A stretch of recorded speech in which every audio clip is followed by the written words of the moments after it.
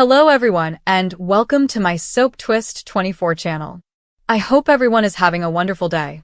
Before we begin, please hit the subscribe button and give this video a thumbs up. The sun hung low over the Los Angeles cityscape, casting a golden glow across the huge Forester estate, yet the air within the grand living room was thick with unspoken fear. Hope Logan stood in front of the full-length mirror, her fingers quivering as she adjusted the exquisite lace veil draped down her back. The bridal gown, a masterpiece made by her mother Brooke and polished by Eric Forrester himself, hugged her body flawlessly, symbolizing the new beginning she had hoped for with Liam Spencer. Today was meant to be their day, the culmination of years of back and forth, heartache, and reconciliation. They had finally arrived after all of the drama with Steffi, custody fights over the kids, and constant interference from the Logan Forrester-Spencer triangle. Or so she thought. Liam paced nearby, his suit crisp and his tie slightly crooked from nervous fidgeting. He checked his phone for what felt like the 100th time, looking for messages from Bill, who was running late with some last-minute business deals. "Everything's going to be perfect, Hope," he murmured as he approached her. His hand lingered on her shoulder, warm and comforting. "Wyatt's probably just stuck in traffic. You know how he is. Always the dramatic entrance." Hope nodded, but a knot wrenched in her stomach. Wyatt Fuller, Liam's half-brother and her old flame, had seemed strangely aloof in the weeks leading up to the wedding. He had vowed to be there, to be Liam's best man, but his texts had become shorter, and his phone calls had stopped. She put the worry aside. Today was about her and Liam. The guests were coming, with Ridge and Brooke rushing around with finishing decorations, Steffi casting dubious glances from across the room despite her false congratulations, and children Kelly and Beth playing in the garden under Donna's careful gaze. The wedding was scheduled for the outside pavilion, which was decorated with white roses and glittering lights that would soon come to life as dusk fell. Eric sat at the piano, rehearsing a quiet melody to accompany Hope down the aisle. Carter Walton, presiding as always, smiled as he reviewed his notes. Even Quinn had arrived, her presence a rare reprieve after years of plotting. The family was as united as the bold and the beautiful world would allow. The front door suddenly slammed open, rattling the crystal vases. Bill Spencer stormed in, his face pale, and his normally dominating stride replaced by a stumble.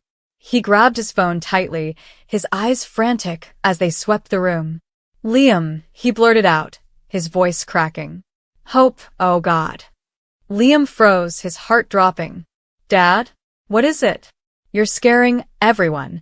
Bill gulped hard and stepped closer as the room grew silent. Brooke raced to his side, placing her hand on his arm. "Bill, what's happened?" He stared at Liam, then to the floor, as if the words were too heavy to bear. "It's Wyatt. There's been an accident. He's gone." The world shifted.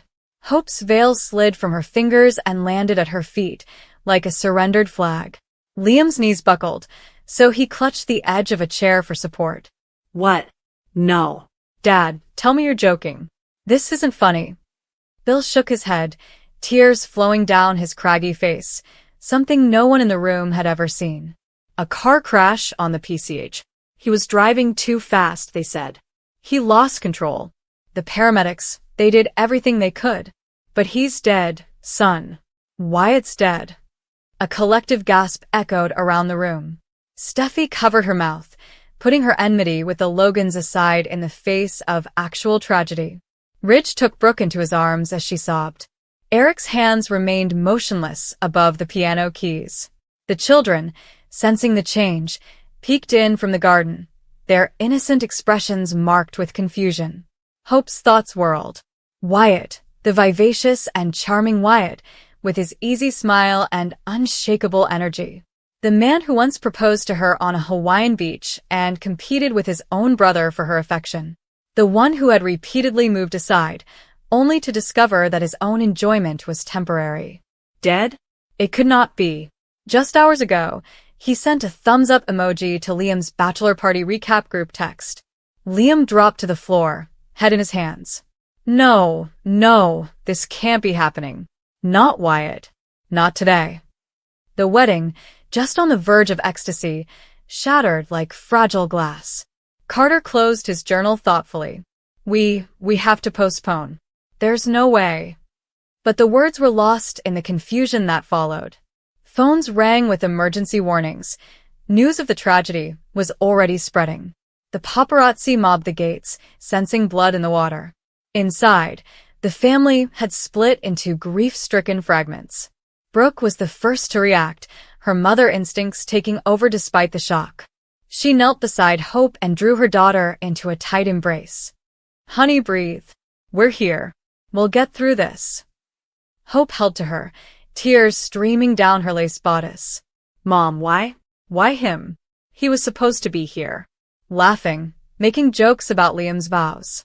Liam, lying on the floor, glanced up at his father. "Tell me everything." When? How? Bill asked in a hollow tone.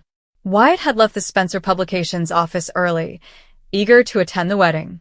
He'd taken the Pacific Coast Highway, a picturesque route he enjoyed for its twists and ocean views.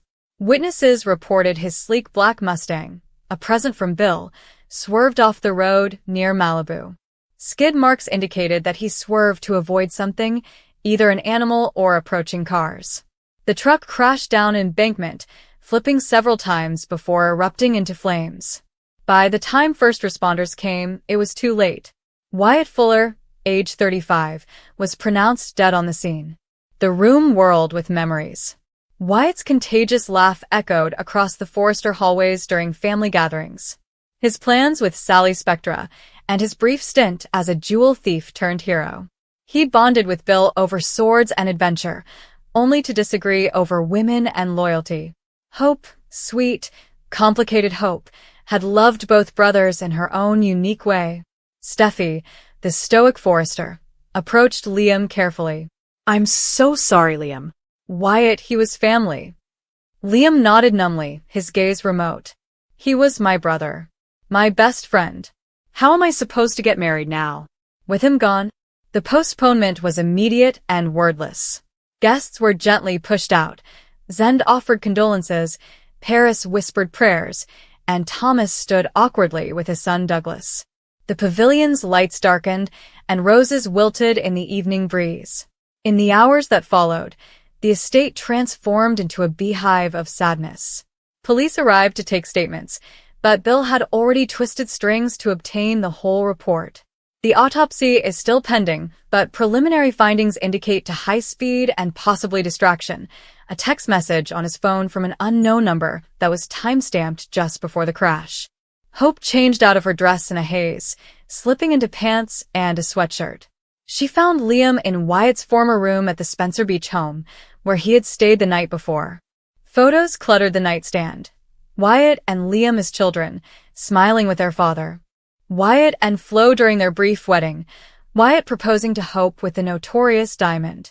"I can't believe he's gone," Liam said softly as Hope sat next to him. "We fought so much, but he always had my back."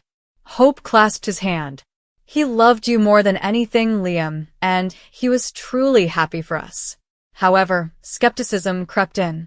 Wyatt's recent mood swings, his dissatisfaction with Bill's preference for Liam, his loneliness after losing Sally, and subsequently Katie.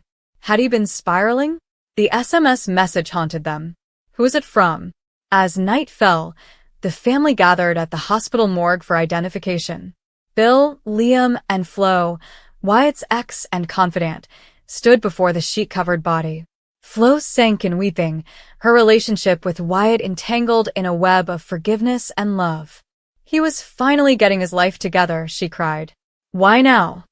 Back at the Forrester mansion, theories circulated. Quinn, dry-eyed but frightened, suspected foul play. Wyatt had enemies, and the fallout from the jewel heist was never fully resolved. Ridge discarded. Accidents happen, Quinn. Especially on that road. But Liam couldn't ignore his anxiety. He scoured Wyatt's phone records using Bill's connections. The secret text reads, "We need to talk. Now." S.S.? Steffi? Sally? Anyone else?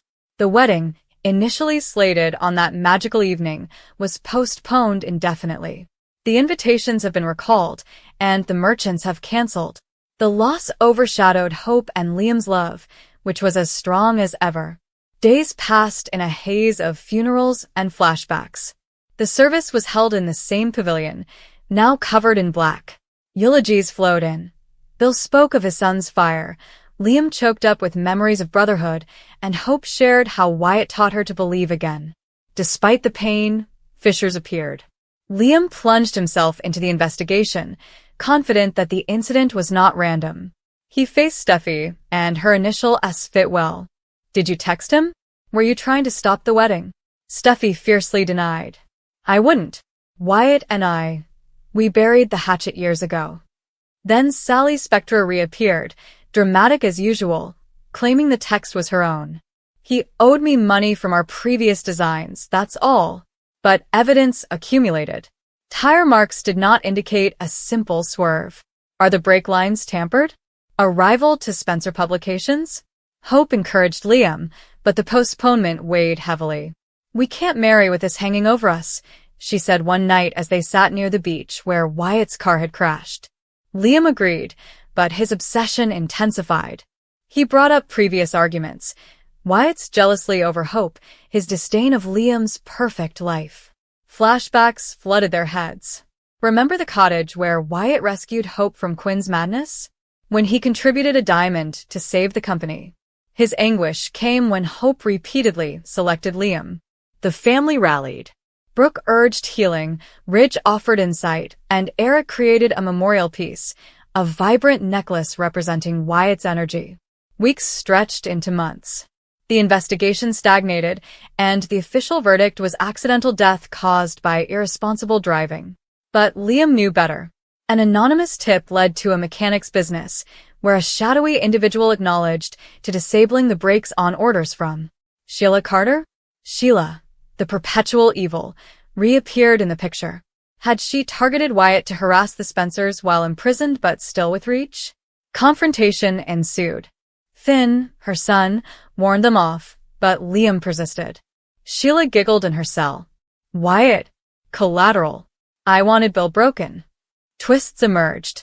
Sheila is not alone. She could be working with Deacon or a vindictive ex-partner. Hope and Liam's relationship was damaged by the wait. The postponed wedding became a distant dream. They went to therapy and negotiated co-parenting in the midst of turbulence. Nevertheless, love lingered. They remembered Wyatt in private times, dispersing his ashes at sea and donating to a charity in his name. The bold and the beautiful world continued, but Wyatt's death altered it. Liam grew stronger, while Hope became more resilient. What about the wedding? The event was eventually rescheduled to be simpler, with Wyatt's photograph on the best man's chair. Grief transformed into legacy. Wyatt's unexpected death postponed not just a ceremony, but also a reckoning. Families reunited, secrets revealed. In the end, as Hope walked down the aisle months later, Liam in tears, they said, for Wyatt. The postponement rescued them in some ways, allowing truth to emerge and ties to strengthen. Life in Los Angeles. Love was never simple, but it stood the test of fire. They were ready. Everything had been well planned. The site was bathed in soothing candlelight, the flowers whispered of fresh beginnings, and the guests arrived with hopeful faces. Liam Spencer and Hope Logan were on the verge of their future together, surrounded by those who adored them. For far too long, their journey had been plagued with heartbreaks, misunderstandings, and second guesses, but today was different. They were confident that this time they would say, "I do," with conviction. The ceremony was to begin with the soft strum of a harp, the scent of roses in the air, and the sun beaming in through high windows. Liam saw in Hope an echo of every promise he had ever made, and for once, he actually felt he would keep them. Hope's eyes gleamed with faith rather than anxiety. She clasped his hand, and the world beyond those boundaries vanished. Then a knock came.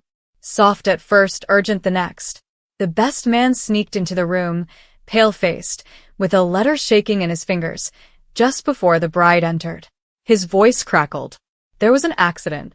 A tragic, unexpected event involved Wyatt Spencer, Liam's younger brother, the one who always contributed a joke, the one with the easy laugh and welcoming grin. He was gone. In one moment. There is no notice, no preparedness. Just the hard fact of existence, interrupted. The harp came to a standstill.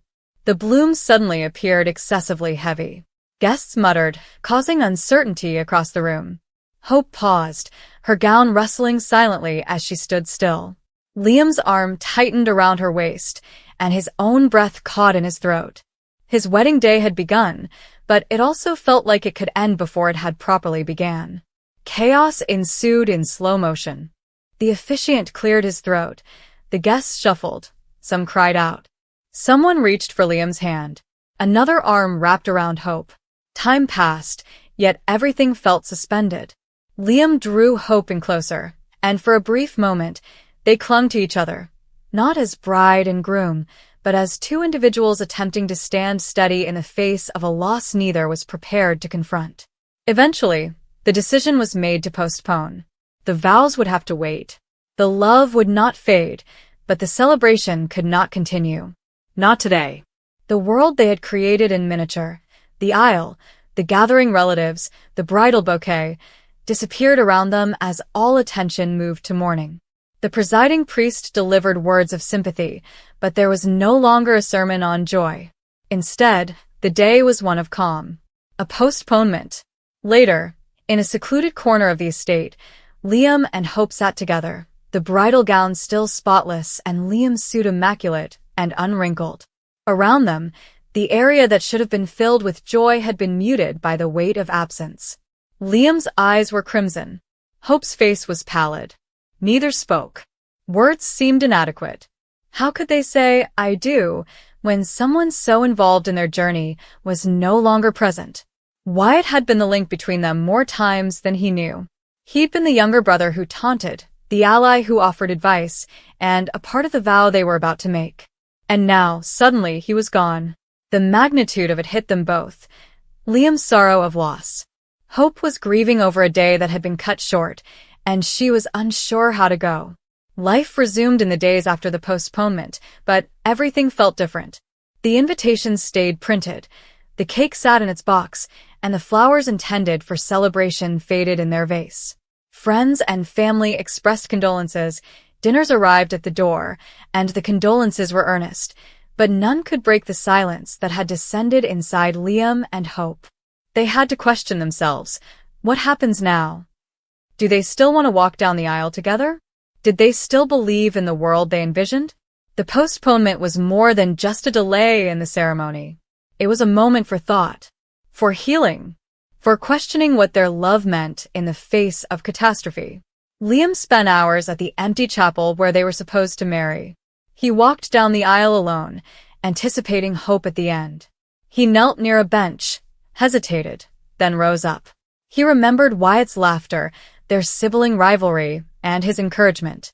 He reflected on how something so unexpected may alter the course of every life he encountered. For the first time, Liam knew that the vow he wished to make was not just for better or worse, but also through loss and pain. Hope, on the other hand, walked their planned reception hall in reverse, the location that was supposed to be a starting point becoming a crossroads. She stroked the silk tablecloths and rubbed her fingers across the place cards. She took out her phone and looked at a photo of herself and Wyatt smiling together at a party. A memory she had taken for granted until it was gone. She pondered herself if her marriage to Liam was merely for joy. Or was it also intended to express sorrow? If Wyatt's death was just a chapter in their narrative, was their wedding still worth celebrating? Liam eventually stretched out to Hope in the quiet early dawn. He discovered her standing on the terrace where they were supposed to have their first dance. Dawnlight brushed her hair. The sky beyond the horizon appeared devoid of birds. He stood beside her without saying anything. They did not speak for a long time. Then Liam added quietly, "If we still believe in this, in ourselves, we will not let this stop us. But we don't pretend it didn't happen, either." Hope turned to face him. Tears glistened in her eyes. "I never dreamed of losing Wyatt today," she told me. "I never thought that the person I wanted standing between us would be gone before I even walked toward you." Liam's grasp grew stronger. "I know," he whispered. And maybe our wedding will be something else. Not just a celebration, but a remembrance. A promise built into the light and shadows. So they decided to go forward, but they would do things their way. Not by running to the altar while their hearts were still processing the shock. Not by ignoring the sadness or pretending it did not exist. They planned to commemorate Wyatt's memory in their vows. They would welcome light into their future, but they would also carry the shadow of this day with them. Because life does not always stop for weddings.